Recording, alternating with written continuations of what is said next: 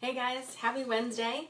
I am Alicia Cross with Alicia Cross Training, and I go live here every Wednesday at 10 a.m. So if you are here with me, say hi, give me a wave so I know you're here.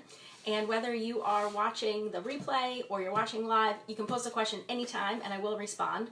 If you don't know me, I'm a yoga instructor, a personal trainer, and a wellness coach. I have worked with clients and students just like you for over 18 years. And I merge the sciences of exercise and nutrition with the ancient teachings of Ayurveda and yoga. And I do this to help you reach your goals. So any goals that you have, any changes you want to make in your life, if you want to get unstuck, you've got to first start with health. So that's my mission here, is to inspire you, to motivate you, to inform you, and to clear up any confusion, especially with all the misinformation that's out there around diet and exercise. So today, we're going to talk about the 5 biggest mistakes that I see at the gym and how you can fix them. So if you have a question about the gym or about working out, go ahead and post it in the comments. And I do have one question from Instagram stories, and we will cover that. So let's start by talking about the first issue that I see. So not warming up or cooling down properly. So too many people, they just come in and jump into the first exercise. They jump into, they throw the weight on their back, they want to go up to whatever the max weight is for that day, or they're just not performing any dynamic stretches, any basic warm-ups. So not warming up properly and not cooling down can really hinder your performance, and it can also lead to injuries. So when you are warming up, the solution for this is to do dynamic stretches. So never static stretches before you work out. Studies have shown that doing static stretches before a workout can reduce your strength and your power by up to 30%. And you don't want that. You want to save your static stretches for the end. So it's dynamic stretches, moving, constantly moving. And you want to do some movements that prepare you for what you're going to do. So for example, if it's squat day, you may be doing some banded clams. If it's deadlift day, you may be doing some bridges to fire up your glutes. So some kind of primer movement that gets you ready for the exercise, the main lift. And then you are, of course, warming up by starting out with lighter loads before you get up to that weight that you're going for that day. So that helps you to stay safe, and it also increases your strength and your power for what you're doing. You also want to make sure that you take time to cool down after a workout, and that can be your static stretches. Also foam rolling. Foam rolling is awesome after a strength training day, so you can really help to increase the circulation. That can help to minimize the muscle soreness that you're going to have. And it's super important that you do some static stretching or some self-myofascial release, some foam rolling after you work out to calm down your nervous system. So remember, when we exercise, we are putting our nervous system into fight or flight, but we don't want to exist that way. We don't want to get in our car. We don't want to go, eat our post-workout meal in a state of fight or flight. So taking, that 5 or 10 minutes to foam roll and stretch, that helps to shift your nervous system back out of that state. Okay, so the second biggest problem that I see is clearly a lack of programming. So people kind of come into the gym and they will start with something like bicep curls. They start with bicep curls, they jump around to different exercises, or maybe they're just following the line of machines that's in the gym, which may not necessarily be set up in the best order for what you want to work on. There's also maybe not an understanding behind why this number of reps or why the number of sets. And the solution to that is to first and foremost have a goal. You want to know what you're working towards. And that is important because let's say that you want to build strength. Well, then you're going to do less reps. Let's say you want to build size, you want to get bigger, you want to see your muscles. Well, then you're going to do higher reps. I have a client, and he had a goal that he did not express to me, which was to get bigger, to get more size. And the way I train is we start with heavy lifts, the squats and the deadlifts, at lower rep ranges. And then we move on to these accessory lifts with a higher rep range. And he said, I'm getting stronger, but I'm not getting any bigger. I didn't know he wanted to get bigger, so that's different programming. So I had to switch around his program a little bit so we could meet his goals. So you have to have a goal, and then your programming that supports that goal. And it's super important that you start with the multi-joint compound movements first. You don't want to end your workout with squats and deadlifts unless you are purposely doing that for some reason as an accessory move. There's something that you're working on. But 9 times out of 10, you're going to start with those more complex movements, like the deadlift, like the squat, and then you're going to move on to the accessory lifts, which are going to be like a single joint movement, like a hamstring curl, a single leg movement, like a single leg RDL. Or moving on, if we're talking about arms, you'd move on to biceps or triceps after doing things like bench press or overhead press or pull-ups, and then of course ending with some core work at the end. So knowing your goal and then having programming that supports that goal. And this is where it's really important to know the components, the training variables. And I do have a blog post on that. So the training variables are exercise selection. So you want to make sure you're choosing the right exercise for your goals. The intensity, how hard you're working. So that's for cardio or for lifting weights. Volume, how many reps. So again, I talked about if you want to get stronger, you're going to be working in lower rep ranges. You know, max strength is like 1, 3, 5. Building strength could be, 5 to 8. If you're working on getting bigger, building size, you could be doing up to 30 reps.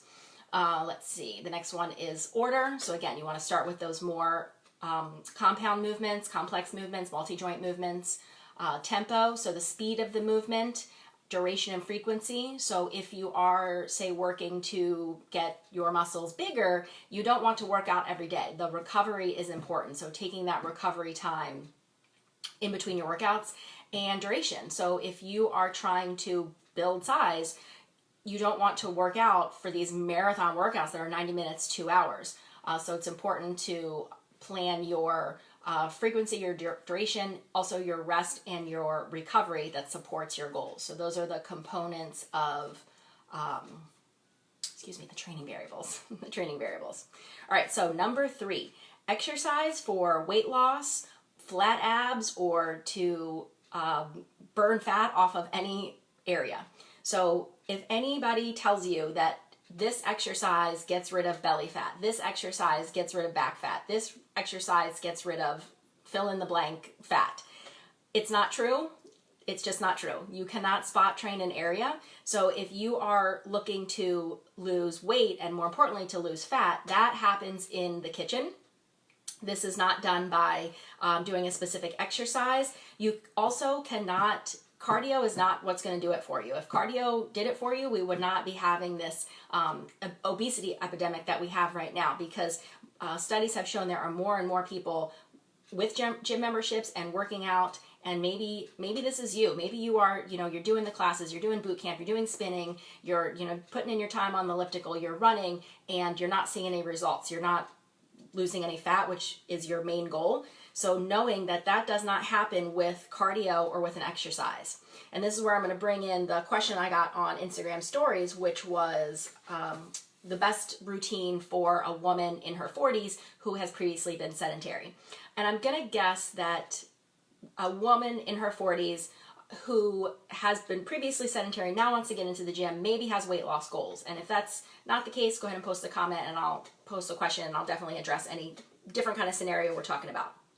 But this is what I would say could be the big mistake, is that a woman in her 40s is coming in, she wants to, quote unquote, tone up or lose weight, and she's going right for the cardio equipment. She's, taking all of the cardio classes and then staying longer at the gym to do the elliptical or to run on the treadmill. So the best routine for you is to start with a strength training routine. So strength training is absolutely the biggest component that I see that's missing from most people's routines, because you seriously underestimate the importance of strength training in weight loss goals. So for weight loss goals, of course, diet is number one. Diet is the foundation.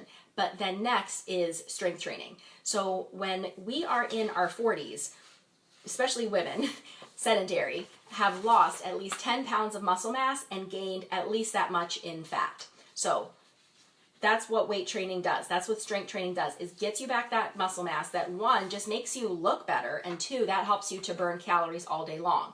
And you can't do that in a cardio class. You don't build leg strength by running on the treadmill. You build leg strength with the squats, the deadlifts, the lunges, all of those leg exercises.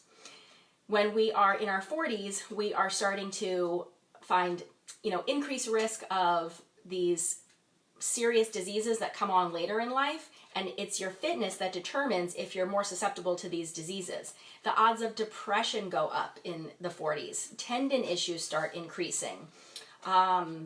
Losing lean muscle mass, could start having cholesterol and blood pressure problems.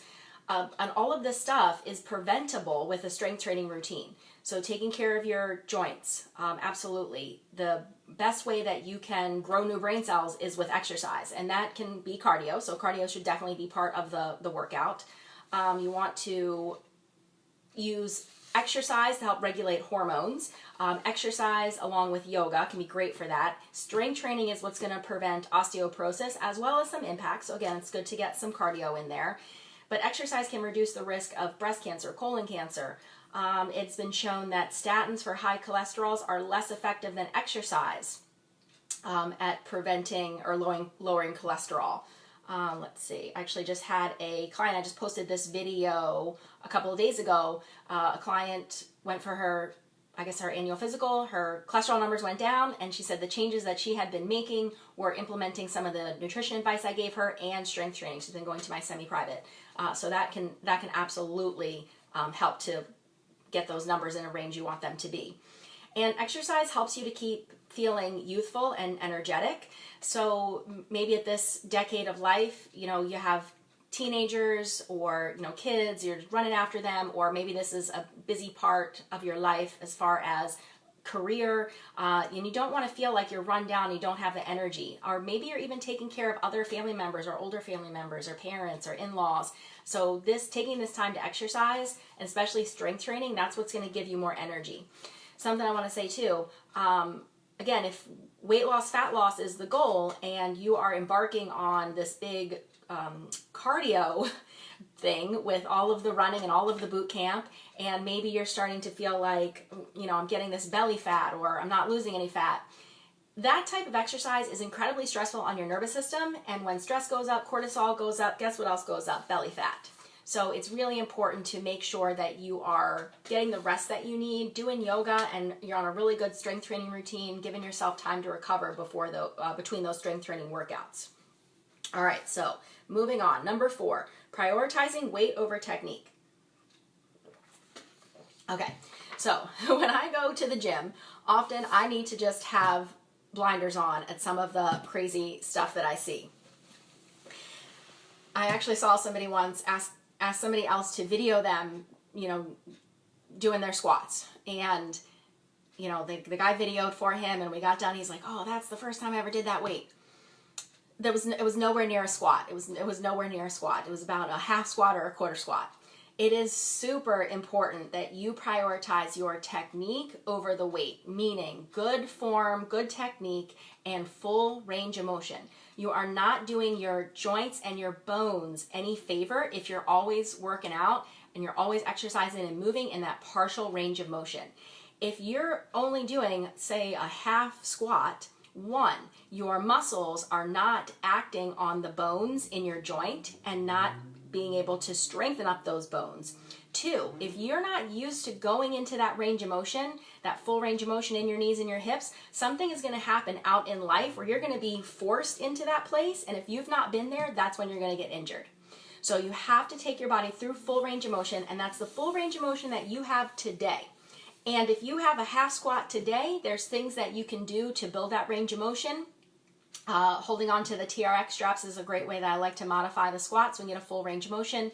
Doing box squats, sitting down on a box, chair rise, sitting down in a chair and standing up. These are all very functional movements that translate into your everyday life, and you don't start adding weight until you've mastered that full range of motion with your body weight, because body weight is still weight. It's still your weight that you're moving through that motion.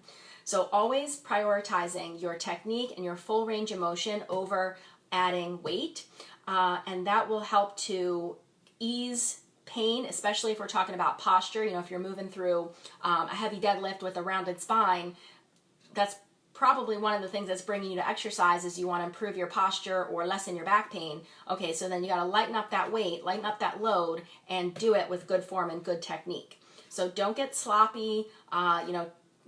Watch your ego, because you may feel like you're moving this big weight today, but if something goes wrong or you get injured, not even at the gym, most of these injuries that I see happen just out in life, just daily movements. You can definitely lessen the risk of those injuries by training smart. Okay, so the last mistake that I see is relying too much on machines. I've actually had clients talk to me about, so they're working with me, we're using the TRX, we're using bands, and they say, well, I really want to strength train. And they don't understand that we are strength training, we are building strength, we are doing resistance training. So resistance can come from your body weight, it can come from gravity, it can come from bands, it can come from weights, free weights, machines, whatever. So you don't necessarily have to be using a weight to get resistance training. You can see this doing push-ups. That's not a weight, that's your body weight moving against gravity. The TRX, we use our body weight as the resistance for all of the exercises that we're doing. So the strength training does not need to happen with a weight, depending on your goals, and definitely not on a machine. So when you are sitting on a machine, you don't have to balance, your core doesn't have to stabilize, you're sitting on a machine, your feet may or may not even be touching the ground, but you're not training those muscles in your feet and your legs, and I see a lot of problems with calves, with ankles, with feet, with, fallen arches, flat arches. So the machines are not helping with any of that, and those movements do not translate into the movements you're going to make in your life. So if you're sitting on a machine doing a chest press or a shoulder press, that's not going to help you when you need to pick up something heavy off the floor, twist and reach up on a high shelf, or reach up to get something down. Or I just had a client go to Europe for 2 weeks, and she talked about carrying her luggage from all the multiple different hotels she was in for all of her travels. So that is all, the machines do not help with those functional movements that we make all day long.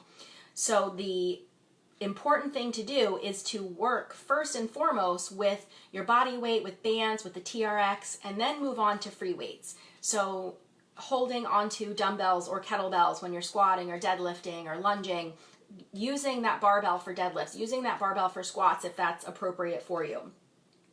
The other thing that I want to mention is that something happens hormonally when we are lifting, doing these compound movements, these multi-joint movements, like the deadlift, like the squat, closed chain, meaning our feet are on the floor. Something happens hormonally that makes the muscle grow in the entire body.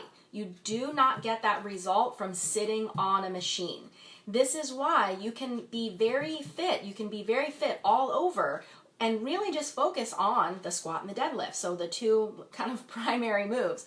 You're getting work through the whole body with those movements, but again, it's that thing that's happening on the cellular level with the hormones, the HGH, the human growth hormone, testosterone, all of those things that are increased because of these movements. So it is a thing. So if you are working on quote unquote toning up your whole body, you do not have to go and sit on every single machine and hit every muscle in your body. You prioritize these big movements, these complex movements, the squats and the deadlifts, free weights, standing on the floor, balancing, holding yourself up, staying active through your feet, and that's going to have a way bigger impact than all of these machines. And now if this is something that you have time for, or maybe that's your goal. Remember we talked about goals. So if it's more of a bodybuilding goal where you're trying to build that muscle and you're trying to develop that really pronounced tone, and you have that time, bodybuilding routines are typically spread out over multiple days of the week, and you have your back day, your chest day, your leg day, your shoulder day, your arm day. Most of us don't have that kind of time to spend 2 hours at the gym 5 days a week doing specific body parts and cardio and core and getting it all in. So if you want to get the most bang for your buck, like say you got 3 days to dedicate to go into the gym and you want to get the most out of it, 100% prioritize these big movements, the squat, the deadlift, working with free weights. And the machines, like you're not even going to need them. You know, there may be something that you like. I love the face down ham curl machine, so I'll throw that into the routine, but that's, I think, pretty much the only machine that I actually like to use. So again, these are the common mistakes that I see at the gym. So not warming up or cooling down properly. So remember, we want to warm up with some dynamic stretches, and I do have a video for that. You can search on my website, aliciacrosstraining.com. You can search on my YouTube channel, Alicia Cross Training, for dynamic stretches or dynamic warm-up. Static stretching at the end of your workout. You can also search for those. I have, I don't know if that's a video or just pictures. If you go to my website and search, you'll find that. So lack of programming. So knowing what your goal is and the training variables that will get you to your goal. And that can absolutely be done doing some research online or working with a personal trainer. And personal training with me does not have to be one-on-one training. It can be programming. I can write a program for you, especially if you're already familiar with the movements and you just need some direction to get you closer to your goals. So exercising for weight loss or to spot train fat in a particular area. So the solution for that is, 1, you need to strength train, prioritize strength training, and 2, diet is huge. That is how we lose weight, is in the kitchen, lose fat. Number 4, prioritizing weights over technique. So again, you need that full range of motion with good technique, good posture before you start adding weights onto the movements. And if you don't know what good technique looks like, or you don't know what your technique looks like, video yourself doing the movement. See how it looks. How does your back look? How do your knees look? What are your feet doing? And if you're not sure, that's also something that I offer, is that technique, that form check on those videos. And let's see, the last one, number 5, relying too much on machines. So again, you just got to prioritize those big movements, those functional movements. That's what's going to help you reach your goals 100%, whether it is having more energy in life, being able to get in and out of a chair on your own, looking fit, feeling strong, easing back pain, all of the things. A machine is not going to give you this. It's deadlifts, it's squats. They're the 2 big ones. All right, so I want you to avoid these mistakes. If you don't know if you're making them, send me a message. Let's talk. You can email me anytime, alicia@aliciacrosstraining.com. You can post a comment or a question here. And if you have a question that you want me to cover in next week's video, send a message, post a comment, and I would love to dive deep into anything you want to talk about. It can be exercise, nutrition, yoga, Ayurveda, all of the things, whatever you want to know. All right, guys, I will see you back here next week. Thanks. Bye.